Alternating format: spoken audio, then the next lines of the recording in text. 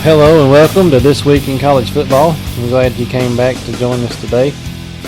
Sitting here with Andy Deason again this morning. How you doing, Andy? Well, everything's good. Hope everybody's fine out there today. Winter's not gone yet. Winter's not gone yet in the state of Alabama, that's for sure.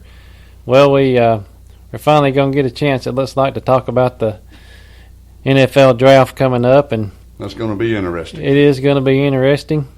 We got the combine was this weekend, and I don't know who hurt themselves the worst by going and who helped themselves the most by going, but we'll see, I guess. You never can tell how these people are going to draft people nowadays. Well, everybody said Clowney wowed everybody.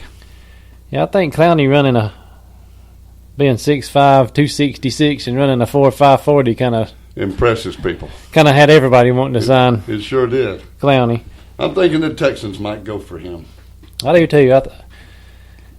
I guess it just depends on whether they want to fill the seats of the stadium and go ahead and sign Manziel, or if Manziel will do that, Clowney will give them defense. Yeah, and Clowney and J.J. Watt being on the same line at the same time. That's a good combo right there. Goodness gracious.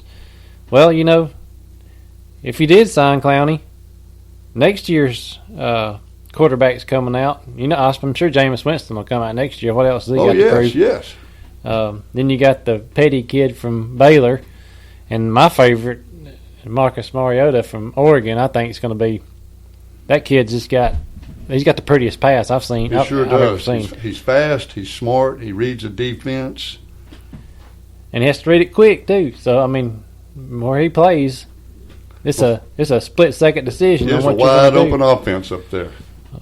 I think they've mastered that about as well as anybody in the nation. Mm-hmm. And it would be something if Chip Kelly got him at Philadelphia next year. Oh, yes.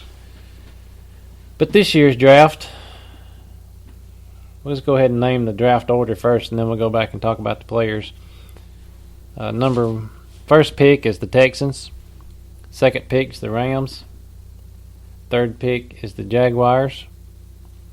Fourth pick is the Browns. Fifth, the Raiders. Sixth, the Falcons. 7, the Tampa Bay Bucks. 8, the Vikings. 9, the Bills. 10, the Lions. 11, the Titans. 12th, the New York Football Giants. 13th, the Rams. They got 2 picks in the first round. That's going to help them a lot. Number 14, the Chicago Bears. 15, the Steelers. 16, the Cowboys. 17, the Ravens. 18, the Jets. That's your bunch. That's Andy. my team, yes.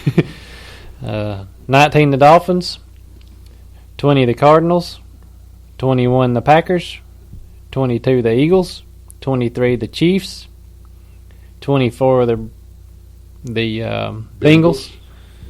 25, the Chargers.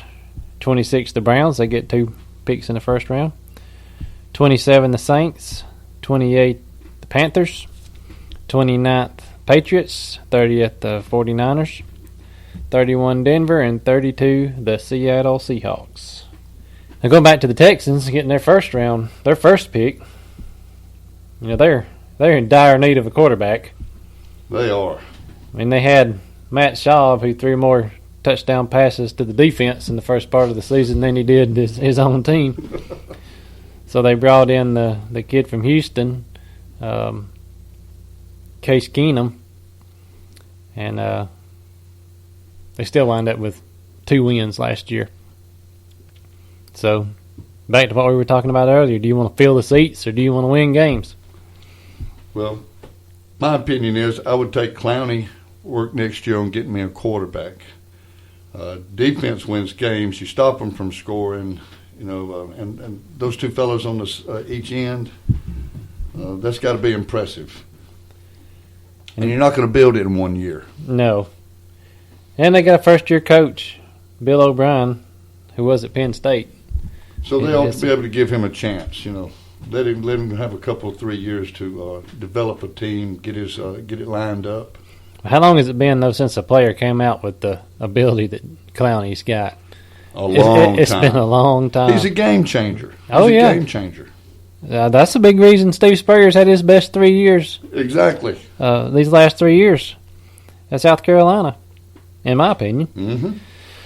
The second pick is the Rams, and according to NFL.com, there's 4 guys on here that have made their picks on who they say the Rams are going to take. 2 of them say Jake Matthews from Texas A&M, offensive tackle, and 2 say Greg Robinson from Auburn, offensive tackle. I'd go with Greg Robinson from Auburn. I would too. He was weighed in at 322 pounds at the combine and ran a subpar 5-second. He ran like a 4.940. And that's not bad for a 300-pound man. Can you imagine getting hit by that? Good gracious. I know that's a train, not I know a he truck. doesn't have to run that far, but still. You know, you got to be pretty quick off the line to stop Clowney and these other guys coming off the end. Then you got the Panthers, the Jaguars. And they all 4 of these guys have got Johnny Manziel picked to go to the Jaguars. That would be a boost for their program right there. I mean, that would fill seats. I don't know with what kind of defense. You know, you got to have the defense. But if Johnny go out there and score 40 points, yeah. Well, I was thinking about the Jaguars and their coach. I can't remember his name, but he was the coach for the South team in the Senior Bowl in Mobile. And all the NFL scouts and everybody else were just raving about the guy. The players loved him. They said he was even the scouts were saying he's one of the best teachers that they'd ever seen. And he's a young fella. And he's a young guy. Mm-hmm. And so, since they're not going to get Tim Tebow, I guess Johnny Manziel will be the next best bet. The Browns are predicted to pick Teddy Bridgewater as the 4th-round pick. Well, I mean the 4th pick of the draft. I'm just not sold on Teddy Bridgewater. I just don't believe he's gonna. He may be the next Ryan Leaf. I can't help but pull for the Browns, so they seem to get busted every year. Well, and I'd like to see them pick it up, but I don't know if Bridgewater can be that man. They're always, they're always in the top 10 in the drafts. They've got good players, but in every draft. It just doesn't seem to work out for them. I don't know. And then Trent Richardson left them to go to Green Bay. Indianapolis. No, Indianapolis, that's right. We got Lacey at Green Bay. Yeah. Well, and the Raiders are at number 5. They get the 5th pick. And they need a lot. Yeah, they need a lot too. Blake Bortles, 2 of the guys on here have gotten him picked going to the Raiders, and 2 have Sammy Watkins. And Sammy Watkins had a tremendous combine. If I was the Browns, though, I think I would take Bortles in front of Bridgewater. I think he's got a little bit more to offer than Bridgewater does, in my opinion. Everybody has their own opinion, but mine is I think Bortles is better than Bridgewater. Well, from what I've seen of Bortles this year and what I've read, he seems like he's the real deal. Given a team, I believe he'll do well with them. Yeah, well, he brought Central Florida into the Fiesta Bowl and beat Baylor. And who all did Baylor beat this year? Texas, Oklahoma. What did they have? 2 losses this year? Is all they had? They had TCU beat Baylor, didn't they? Yeah, that's right. Yeah. So they're out there in that powerful Big 10 or Big 12 conference. Got 4 teams out there. the big 4. Yeah, the Big 4 and the Big 12. Then we got Atlanta at number 6, and they're predicted to pick either Greg Robinson or Jake Matthews, whoever doesn't go to the Rams. And they've also thrown Khalil Mack in there, the Buffalo outside linebacker. I only saw him play in 1 game, and the Falcons need another offensive lineman, I think. I'm definitely not a Falcons fan because I'm not a Braves fan, so I would like the Falcons to get Tom Glavine. I think that would be good for them because they sent Glavine to the Mets a few years ago, and he just killed us. He did get his 300th win. Took him about 30 games to get it up there. But, I'd like to see the Falcons get Glavine. Sorry, Tom. Then at number 7, the 7th pick is the Buccaneers. And all 4 of these guys on NFL.com have got Anthony Barr, the outside linebacker from UCLA. Now, he's leaving early, isn't he? He is leaving early, but he's the real deal, too. He sure is. He's not as good as Clowney, but he's big, tall, got big, long arms. I think he can make a difference too. Yeah, he can. He made a lot of difference in the games they won this year too. Then you got the Vikings, and they need a everybody. An overhaul. They just don't need a running back right now. Exactly. They got running backs. They need. How many quarterbacks you say they played? They last used year? three different quarterbacks this year. I figured they'd bring Benny Testaverde back. Or Brett Favre. Or Brett Favre, yes. The Jets keep bringing Benny back. That's right. And we don't want him anymore. Yeah, that's funny. Then we got the Bills.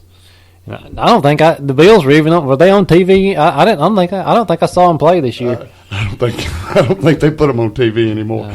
They got Khalil Mack listed on here twice to go to him, and Sammy Watkins and Eric Ebron, tight end from North Carolina. And I saw that guy play a couple of times, and I saw him a little bit in the combine. And he may be the next Tony Gonzalez. That kid is. He's big, he's fast, and he blocks and he can catch. He was good. And we got the Lions, and it kind of surprised me. They got Sammy Watkins. I don't think Sammy Watkins will make it this far, but they've got a good receiving core up there already. They do, in yes. Detroit. And what did the Lions do? 8-8 last year. I can't believe they didn't make it to the playoffs. I know it. With all the talent they had, and their defense is pretty good too. I mean, they've got Farley and Ndamukong Suh, the Nebraska boy. Yes. They got Sammy Watkins picked. One of them has him picked to go to the Lions, and they have a cornerback from Oklahoma State, Justin Gilbert, picked 3 times to go to the Lions. And then we have the Titans. They have Justin Gilbert again from Oklahoma State, cornerback. C.J. Mosley from Alabama, the inside linebacker. Jake Matthews from Texas A&M, if he doesn't make it that far. And Mosley's picked twice to go to the Titans. That's another team I didn't see that much of this year. I didn't either. We'll just skip down here and go down to the Cowboys. That is America's team. Used to be America's team. Used to be. They need to draft a quarterback. They sure do. Romo just he's good for about a half a year. I just I've never been high on him. Everybody else, I guess, in Dallas loves him, but that'll end soon. I just don't know. Then we got another SEC guy here, picked twice to go to the Ravens, Mike Evans, the big receiver from Texas A&M. And he is the reason, in my opinion, that Manziel is what Manziel has been over the past 2 years. When all you got to do is throw the ball in his vicinity and he gets it like a rebound, yes. Well, that's all he did against Alabama and Auburn. Mm-hmm. Just go up high, catch the ball. But I wouldn't mind seeing him go to the Ravens, though. I like Joe Flacco.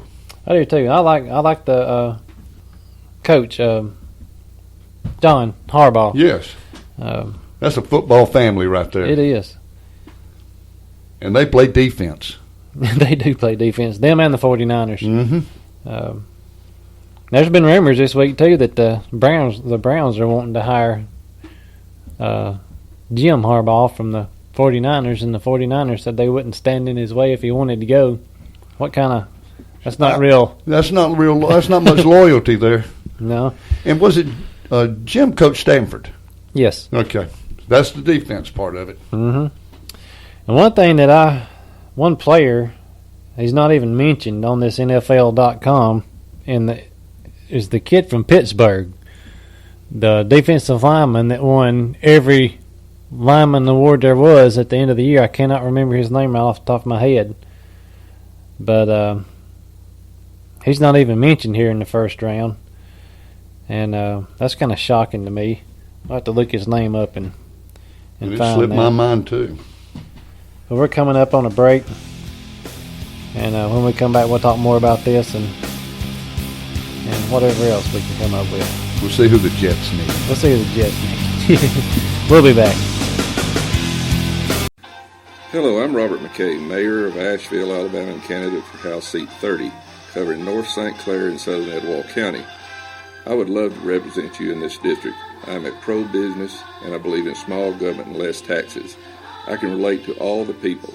I am a small business owner, drive a bus for the St. Clair school system, and can relate to all the working men and women in this district. I'm a strong believer in education. Educated people will enrich our economy. I ask for your support in the June 3rd Republican primary. Please visit my Facebook page at robertmckay.33449 for more information. This is a paid political advertisement by friends of Robert McKay. Thank you. Mom, Dad, this is John Kroll from Big Oak Ranch. On the day that child was given to you by the Lord, the clock started. In reality, the lifetime you have with your child is actually the 2-minute drill to eternity. Our children are counting on us to show them the way. In our recent book called The 2-Minute Drill, we go over a way to take a young boy and turn him into a man. So many times in today's society, our boys get mixed messages about what a real man looks like. One day, he's going to have a family of his own. He's going to have to stand on his own 2 feet. He's going to have to know what real manhood is, not what society dictates, but what you, as his parent, has taught him. Choose wisely. He's counting on you to show him the way. To learn more about preparing your child for the 2-minute drill of life, visit bigoak.org/manhood. Well, football season's over, and it's everybody's favorite season now. It's tax season. Hey, go by and see our friends Conan Smith PC in Rainbow City, Alabama. For all your accounting needs, your corporate, partnership, individual income tax preparation, your monthly payroll, and accounting services. Go by and see them at 3421 Rainbow Parkway, Rainbow City, Alabama. Or give them a call at 256-413-3057.